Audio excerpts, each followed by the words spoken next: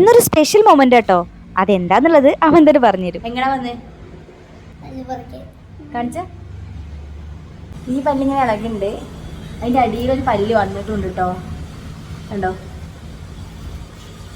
ഇങ്ങനെ പല്ല് വരുന്ന കണ്ടപ്പോൾ പെട്ടെന്ന് തന്നെ അവനെ ഹോസ്പിറ്റലിലോട്ട് കൊണ്ടുപോയത് കേട്ടോ. ഞാൻ കുറച്ച് പറിക്കാൻ നോക്കി, പക്ഷെ അതൊന്നും സക്സസ്ഫുൾ ആയില്ല. അങ്ങനെയാണ് ഞങ്ങൾ ഹോസ്പിറ്റലിൽ എത്തിയത്. ഈ കുഞ്ഞിപ്പല്ല് വെച്ചുള്ള ചിരി ഇനി ഉണ്ടാവില്ല എന്ന് ആലോചിച്ചപ്പോൾ എനിക്ക് നല്ല സങ്കടം ഉണ്ടായിരുന്നു. പക്ഷെ അവൻ ഭയങ്കര കൂളായിരുന്നു.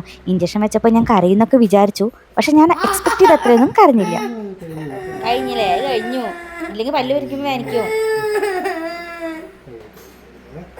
മോൻ്റെ കുഞ്ഞു കുഞ്ഞു പല്ലായതുകൊണ്ട് അത് കുറച്ച് സ്പേസ് കുറവാണ് ഉള്ളതെന്നും അതുപോലെ ഇനി പല്ല് വരാൻ കുറച്ച് കൺജസ്റ്റഡ് ആയിരിക്കും എന്നും ഡോക്ടർ പറഞ്ഞു തരായിരുന്നു. അതുപോലെ തന്നെ അവൻ്റെ അണക്കിലൊരു പല്ല് വന്നിട്ടുണ്ട്, പാറാമൈസിൽ വരുന്ന പല്ല്. അപ്പോൾ അത് പ്രോപ്പറായിട്ട് ക്ലീൻ ചെയ്യണമെന്നും പറയായിരുന്നു. ഇഞ്ചക്ഷൻ വെച്ചിട്ട് തരിച്ചിട്ടുള്ള അവസ്ഥയാണ് ഇപ്പോൾ ഈ കാണുന്നത്. അങ്ങനെ ഡോക്ടർ പല്ല് പറിക്കുന്ന കുന്ത്രാണ്ടൊക്കെ ആയിട്ട് വന്നു. ഞാൻ വിചാരിച്ചു കുറച്ച് ടൈമൊക്കെ എടുത്തിട്ടാ പറിക്കാന്ന്. പക്ഷെ 2 വരി വലിച്ചപ്പോഴേക്കും പല്ല് താഴെ പോന്നു. 2 പല്ലാണേ പറിച്ചത്. ഞാൻ പ്രതീക്ഷിച്ച പോലുള്ള ബഹളം വെക്കലോ കരച്ചിലോ ഒന്നും ഉണ്ടായില്ല.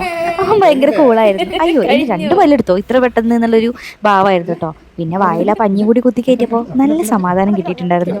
പല്ല് പറിക്കലൊക്കെ കഴിഞ്ഞപ്പോൾ ഡോക്ടർ ഐസ്ക്രീം വാങ്ങിക്കൊടുക്കാൻ പറഞ്ഞിട്ടുണ്ടായിരുന്നു കേട്ടോ. അതൊക്കെ വാങ്ങിക്കൊടുത്തപ്പോൾ അവൻ ഹാപ്പിയായി. അപ്പോൾ ഈ ഒരു വീഡിയോ എനിക്ക് ഷൂട്ട് ചെയ്യണമെന്നുണ്ടായിരുന്നു. കാരണം ആദ്യത്തെ പല്ലല്ലേ, അത് നമുക്ക് ഒരു ഓർമ്മയല്ലേ.